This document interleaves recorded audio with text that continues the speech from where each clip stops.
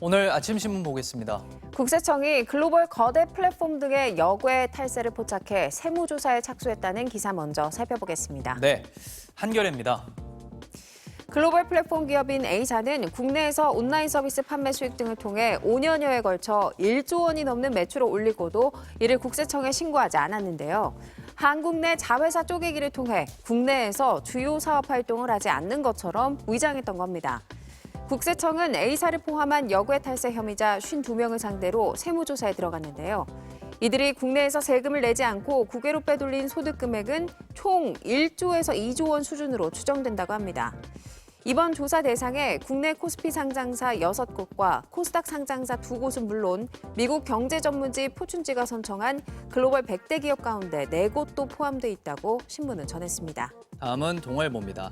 지난달 30일 70대 남성이 중상을 입고 약 100km 떨어진 병원으로 이송되다 사망했었는데요. 당시 구급차로 25분 걸리는 거리에 외상센터를 포함해 더 가까운 병원 3곳에 빈 병상과 의료진이 있었다고 합니다.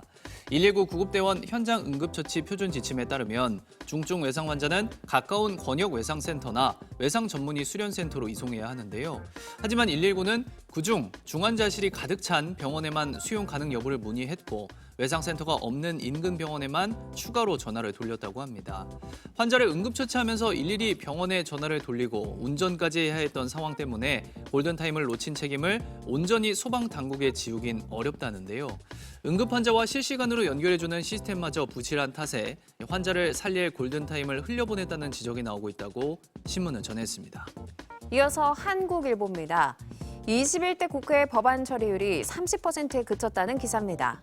역대 최저치를 기록한 20대 국회의 최종 법안 처리율보다 6.8%포인트가량 낮은 수준이라는데요. 이번 국회가 2021년부터 상임위 개최를 활성화하는 일하는 국회법을 시행하는 등 법안 처리에 의욕을 보인 만큼 현재 성적표는 기대에 못 미친다는 평가가 많다고 합니다. 계류 법안이 가장 많은 상임위는 행정안전위였고 처리율로 따질 경우 운영위가 13.3%로 가장 낮았다고 하는데요.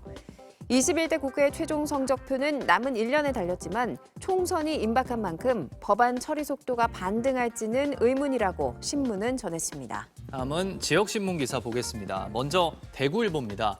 대구 지역 가게와 소상공인 및 소기업의 부채 부실 시그널이 동시다발적으로 포착되고 있다는 기사입니다.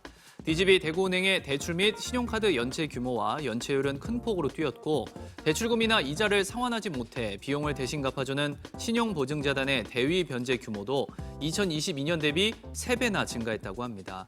한편 코로나19로 정책자금 등 정부 지원 보증서 발급 대출의 원금 상환 유예 조치가 오는 9월 끝난다는데요.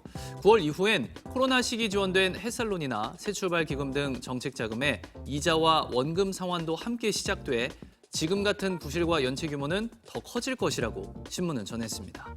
끝으로 강원도민일보입니다. 강원도의 대표 작물인 감자와 옥수수 대신 돈이 되는 과수 재배가 늘고 있다는 기사입니다. 대표 특산물인 감자, 옥수수, 고랭지 채소 등의 재배 면적은 줄었고 사과나 복숭아 등의 과수 재배 면적이 큰 폭으로 증가했다는데요. 기후변화로 도내 사과 재배 면적은 지난해보다 3배 이상 늘었고 농촌 인력 부족과 스마트 농업 발전으로 수박과 참외 등 시설 작물도 증가했다고 합니다. 기후변화와 코로나19 등으로 산지 배추와 감자 등의 가격이 매년 등락을 반복하면서 농민들이 돈 안 되는 작물에서 2차 가공식품 생산에도 용이한 과수 작물 등으로 재배 품목을 변경하는 것이라고 신문은 전했습니다.